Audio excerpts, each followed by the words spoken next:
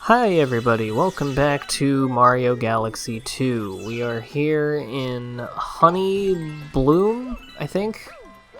Already forgot. This is what happens when I get the video up to the point at which I want to start doing commentary, and then, which is usually after the name of the galaxy has come up, and then I go away for a minute while I adjust myself before I start the video and get Audacity going and do my audio shit and whatnot, and then I forget what I'm doing in the game. That's just some cool behind the scenes stuff of an expert YouTuber like me. The other thing that expert YouTubers do all the time is burp while they're talking. Anyway, yeah, this is Honey something, and it's the first Bee Mario level. I believe the bee was in the first game. I'm pretty sure the bee was in the first game. Is the first game, does that have the one where you climb around on the big bee, on the big queen bee, on her booty? Is that in the first game, or is that in this one? Well, I guess we'll find out. I think it's in this one, because I think I have played this game all the way through more recently than Galaxy. It's been a long time for either of them, but much more recently than the first Galaxy game. So I remember playing it then, so I think it's this one, but we'll see. Anyway, I was not intending to get that star first. That is the hidden star, but I was having fun yumping and getting all the star bits, and it led me up there, and why didn't you just pick up the star? And, yeah, it's funny that just doing any star from there will get you the little bee friend, who I'm not going to talk to right now because, he's not going to tell me anything important. He's just going to be like, me, I'm a frickin' bee. But, yeah, I'll just go on with my life, go back onto Honeybloom Galaxy. Honeybloom, I was right. I think another one is Honey Hop. I think that's another one in this, Galaxy. I like Bumble Beginnings too. It's a very simple joke that I like.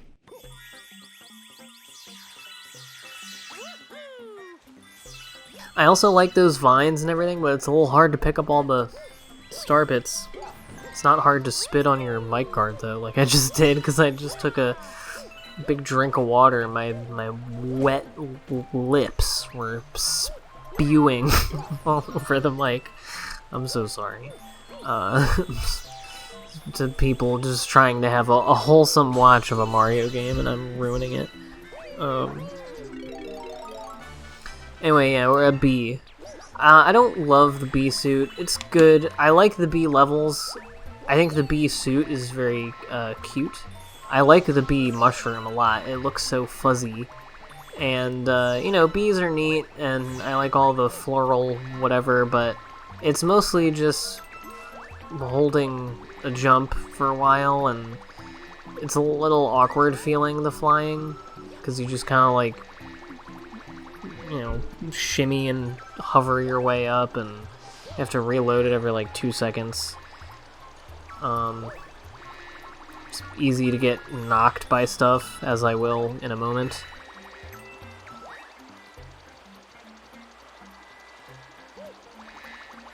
So yeah, it's not my favorite. It's just, there's not a whole bunch of variety of things that you do in the B levels. There's a lot of this and, doing the vines.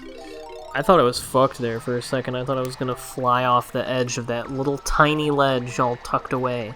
So that would have been bullshit, so I'm glad that didn't happen.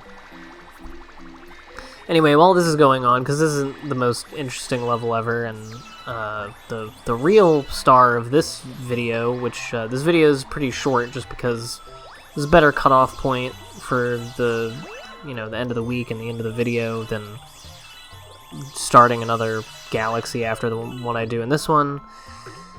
And also because, I don't know, it's Fridays, chilling out and stuff, These grapes, or whatever it's supposed to be, they kind of frick me up, and I really was not prepared for this coin getting that I need to do, and yeah, pretty much bailed on that.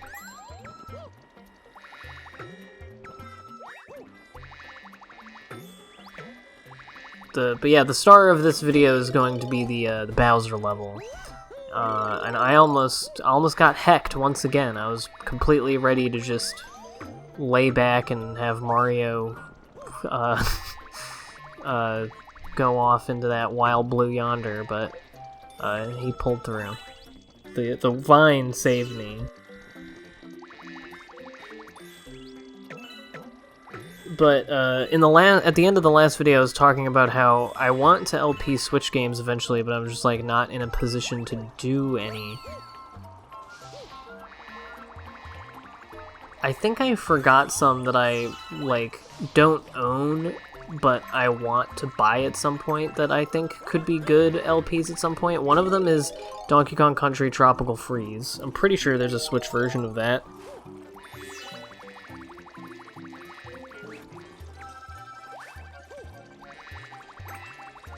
But that would be pretty cool. I'd like to do another Donkey Kong game. I have Donkey Kong Country Returns for the Wii, but I would need to replay that before I decide whether or not I'm gonna LP it, because I remember that game being really hard, and one of the main reasons that I want to play Tropical Freeze on Switch is because then I can play it with the Switch controller, like with the classic controller that I have for the Switch, and not have to, or even the Switch controller, and not have to do all of the fucking motion controls with the Wii, because that's one thing I really don't like about DKC Returns is how, to do anything, you have to, shuffle the Wiimote and nunchuck back and forth, and it gets tiring after a while, Anyway, these flowers will suck you up, so you gotta get out of there before they do that.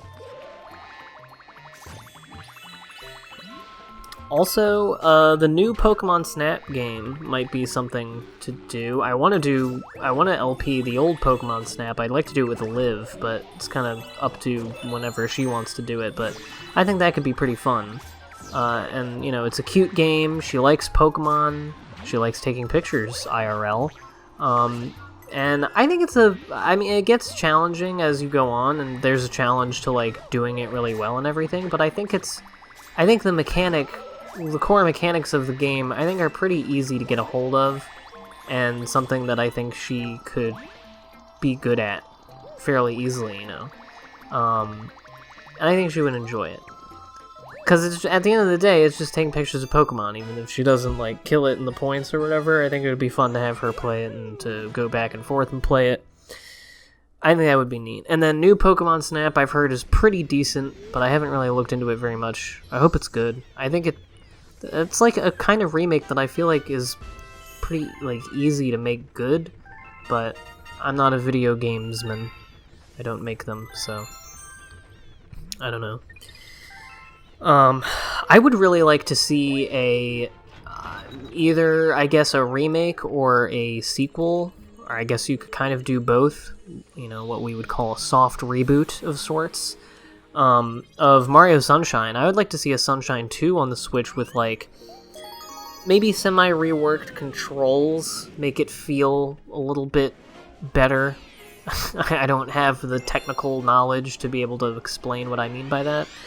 And also less filler. Either, fewer of the shines need to be from blue coins. I actually don't really mind the blue coins, but I don't know. Some of them could stand to be a little not the way they are to get.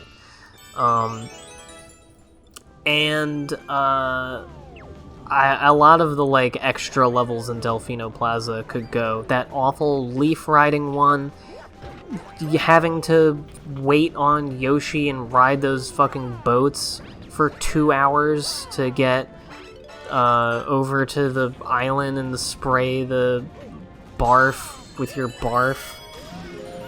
That shit, just in general, kind of, you know, Mario Sunshine, but work out the kinks, tighten up the screws, and, you know, oil the hinges, you know, all that jazz. Make it better, because I think it's a good game. It's got, in the words of a trillion people on the show House Hunters, it's got good bones. They love saying that. When there's a house that they want to get, but it doesn't have, like, all the furniture or, like, updated finishes that they want, they're always like, this house has good bones, but we need to make it our own. We need to put our own stamp on it. That's another thing they love to say in that show. They love to say, I want to be able to put my own stamp on this. That's something I've noticed. I've watched hundreds of episodes of House Hunters over the years, and something that I have noticed is that they very often will have, like, one or two phrases in most episodes that the couple keeps coming back to and repeating ad nauseum, to the point that it, like, barely sounds like a real word or phrase after a little while.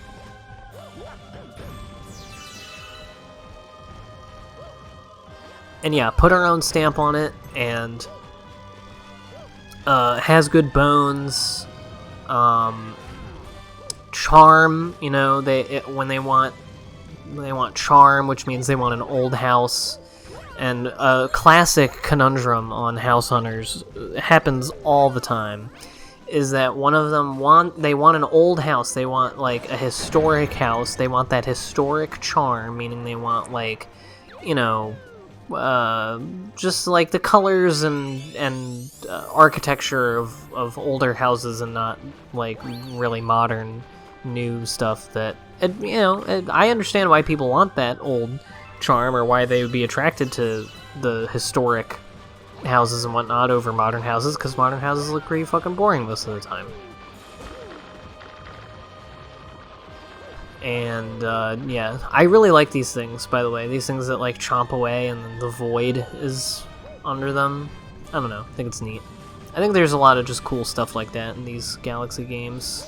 These here video games, they're pretty righteous, let me tell you.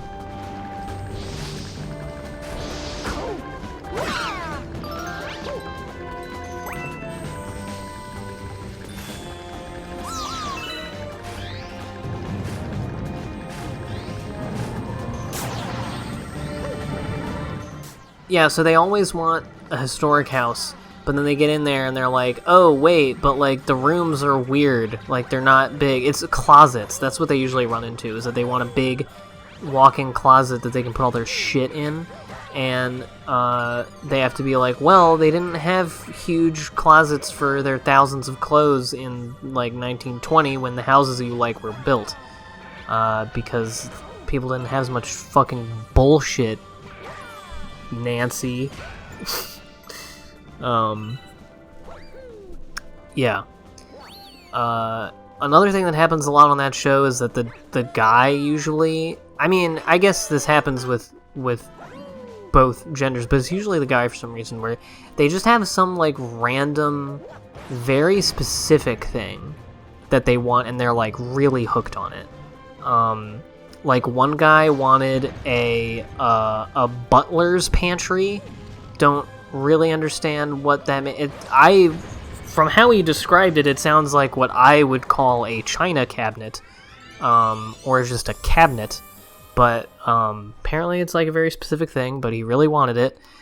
A rumpus room. Someone wanted a rumpus room. A lot of the times the guys will want a guy room, a place to have guy time, as they say, presumably masturbate.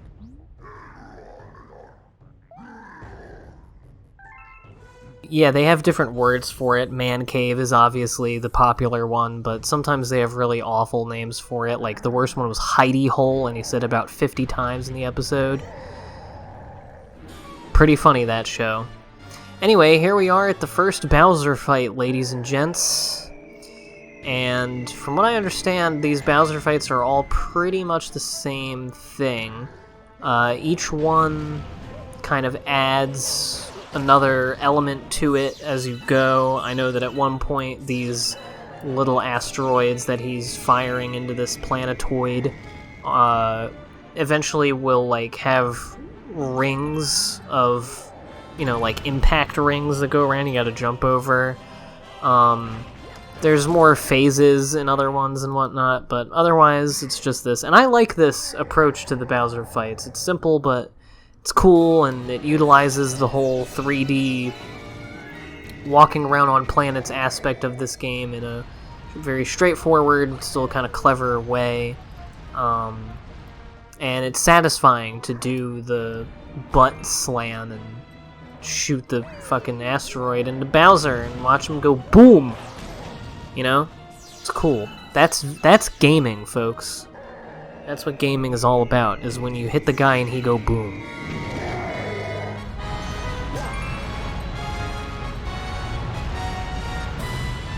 So, I'm probably gonna end up talking over the Bowser thing, but it's okay. I'm sorry that you're gonna miss out on the high drama of Mario Galaxy 2, but don't worry, there'll be plenty more Bowser fighting to do. Here, he's just gonna throw up a star and get a little smaller and then go away. But I would be remiss if I did not mention something that is apparently going to happen in the coming days, and may have already happened by the time this video goes up, and that is apparently that this is my one, like, current events thing that I'm allowing myself to talk about in this video. I try to keep that mostly out of the Galaxy videos, but anyway, the Biden administration is going to ban menthol cigarettes and other things, including, like, various kinds of, like, blunt wraps and rolling papers and stuff. And they are saying that this is, you know, oh, because we care about the health of, like, you know, the black community, poor working communities, and makes their health bad and whatnot. And, this is basically, I hate it. I think this is stupid. I hate how, here's my thing. This is how I'll put it, just to keep things short.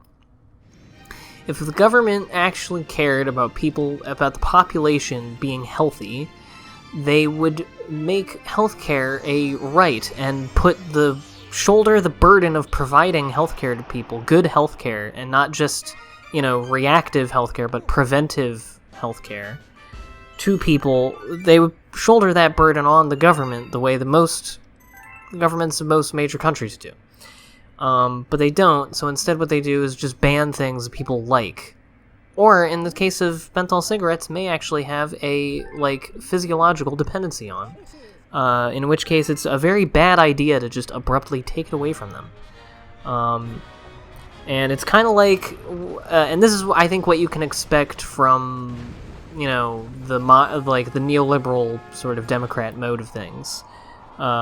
Is like the nanny state, quote-unquote nanny state, restrictions of European countries, but with none of the social safety net, you know? Like, you can't have anything that's, like, fun and unhealthy and bad for you, and also you're on your own and everything sucks. On that happy note, next time we're going to start World 3, which is a real humdinger of a world, so see you next time for that, folks.